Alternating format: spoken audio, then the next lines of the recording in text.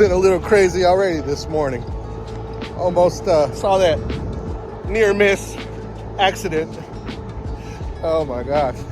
Hey, that person in that white car had some cat reflexes because he got around from getting hit, and he got lucky because he hit the sidewalk, but where the little ramp is at, so he didn't even damage his rim. Craziness. Out here getting ready to start our load for the week. Welcome back to the channel if you're new. Welcome to the channel if you're new. And if you've already been here with the family, welcome back. Drinking a quick cup of coffee. Great way to start the morning. Other than that, it's been a good morning. We're headed from LaPorte, Texas to Shreveport and back. So just a quick little run, something to make sure that my truck note gets paid basically, and that might be it for the week. It's like I was saying in the last video, there's really good weeks and then there's horrible weeks. Just don't know what's gonna happen, when it's gonna happen. Got a few trucks for sale. You can see there's one for sale right there, and then that green one that was for sale, that there's a video and it's still here, it's still for sale. Might get it at a better deal, never know. Whole hot chocolate sitting there purring, ready to go. So let's get hooked up to this box because, oh yeah, we're not doing a tanker today. This is a tanker yanker company, but we're not doing tankers today. We're doing, yeah, let me just show you. Yep, this is what we're hooking up to today, an actual container. I've never hauled one of these, but I mean, it can't be much different than hauling one of these. It's just, that's liquid, and there's liquid in there in containers or something. I'm not even sure how it's loaded in there.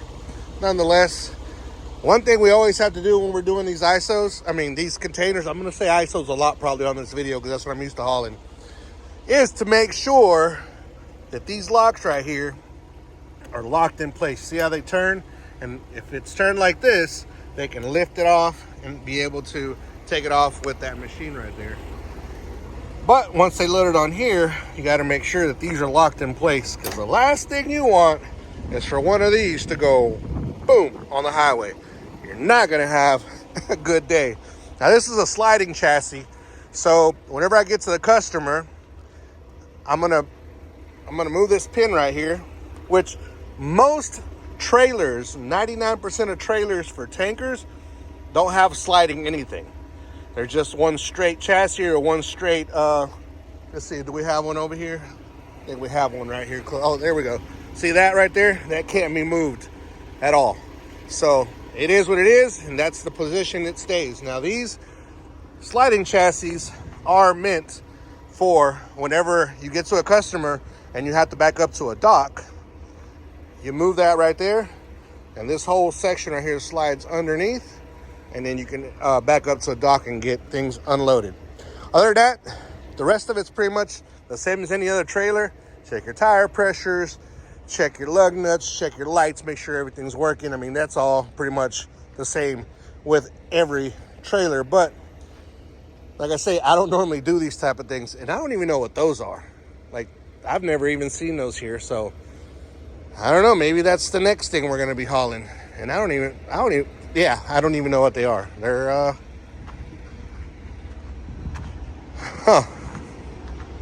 it looks like, what's that called? I can't even remember what that's called, but it's like another type of roll-off. It looks like a roll-off, some roll-off type stuff. Well, you've never done that before, but hey, right now in this time and day, or day and time, or however you say it, we're gonna haul whatever, because we got to keep those wheels turning, and you don't make any money if they're just sitting there like all those trucks you saw a little bit ago. So yeah, let's get this thing hooked up and put it in the wind, because we're running a little bit late. So yeah, let's do that.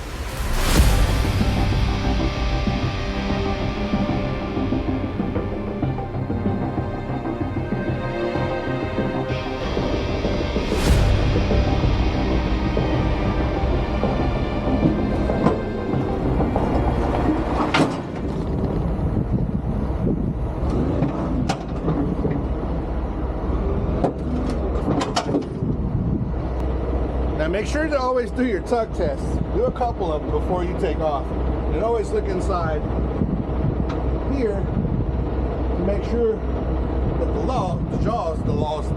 jaws are locked in place.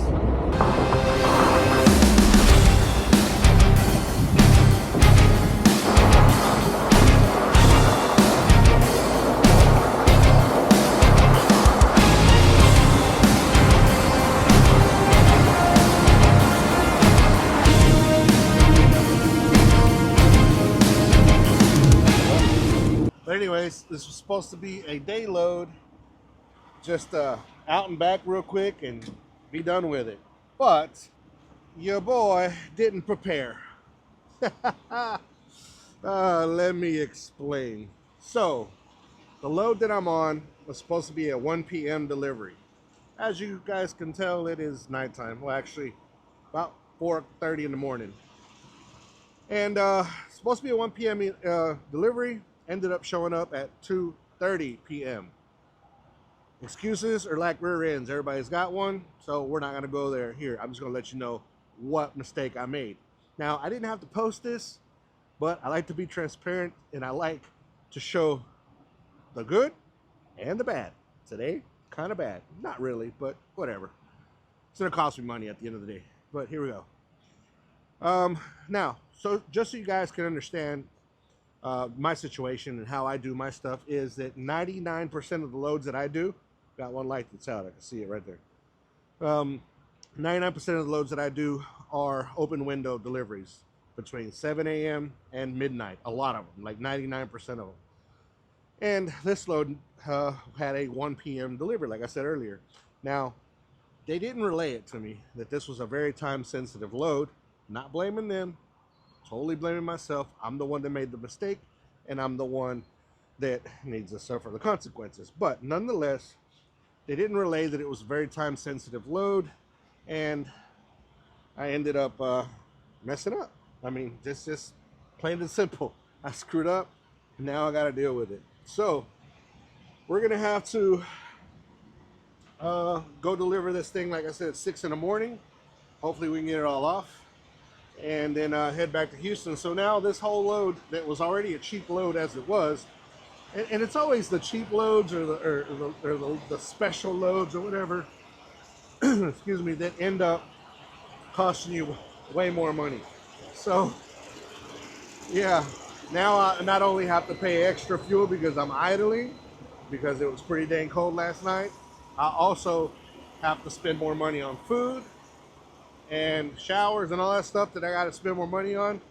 You know, it's just, it is what it is. I messed up. I got to suffer the consequences. Nonetheless, we are safe. We're good.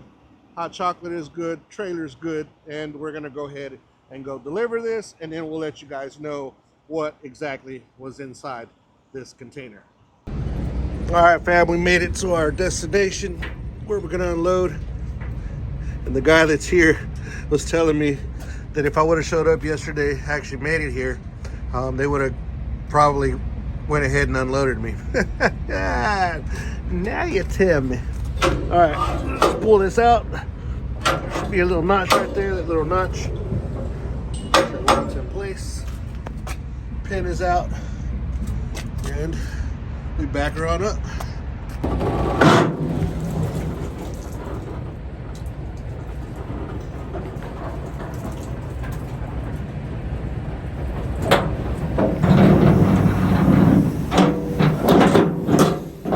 All right, so this is gonna pop right back in, just like if you were doing a regular sliding of your trailer axles. And there we are. There's our back of our trailer. It's a very tight quarters in here, so that's why we needed to do this before we even attempted to back in. All right, so we got her backed up, not completely. There's a dock we got to bump. Guys, this is a monumental moment. I know I keep glancing by that car right there, which is my dream car. I'll show you guys here in a little bit. But got these big old bolt cutters to take this off. But anyways, this is a monumental moment for me, guys. I have not bumped the dock in probably 15 years that I have not bumped the dock. Everything that we do on tankers, as you guys know, or if you don't know, it's you know, done with hoses. We back up to a lot of stuff, but at the same time, we don't bump up to a dock. So bringing back memories for sure. But yeah, monumental moment for me. And let's get this thing open, show you guys what's inside this container here. And there you have it, fam. It's refrigerant.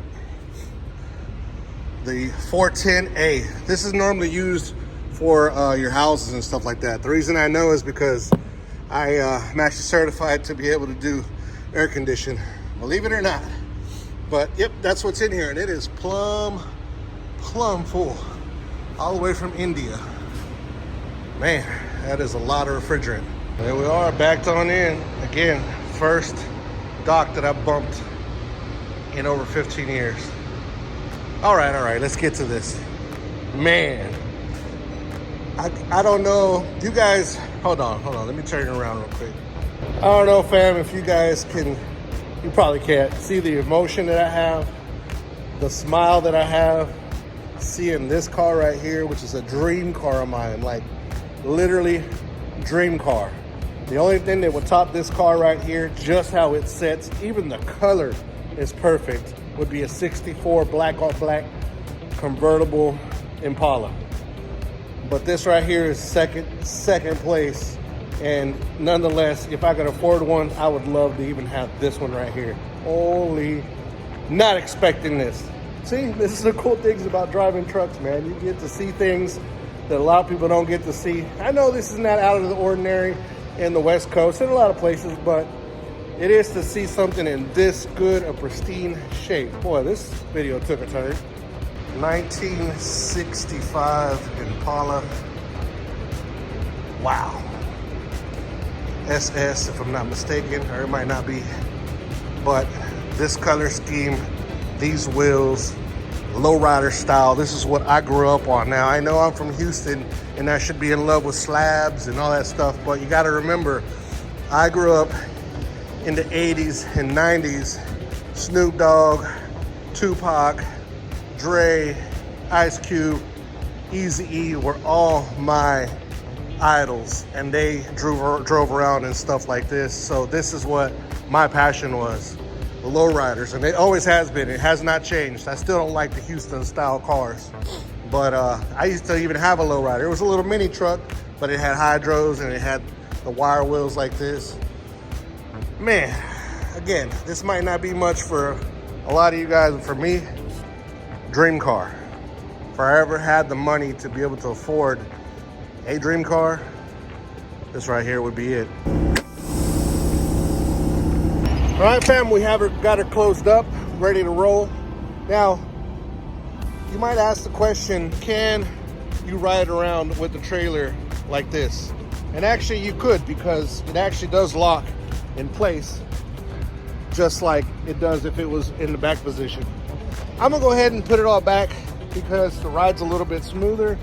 It's not as rough. We got all this weight up front. I know this is an empty container and there's not a lot of weight in it anymore, but nonetheless, it will make the ride a little rougher. So we're gonna go ahead and put it back where it needs to be, how we rolled up here. That's it on this video, guys. I made it already long enough. If you guys made it this far, appreciate you making it this far. Don't forget to hit that like button. Hit a subscribe. It's totally free. Help us out. Help us get to the point where we can maybe afford a car like that. Maybe one day. Fresh fingers. I'm just messing with you. But be good, be safe. And as always, fam, God bless. Peace. We're out of here.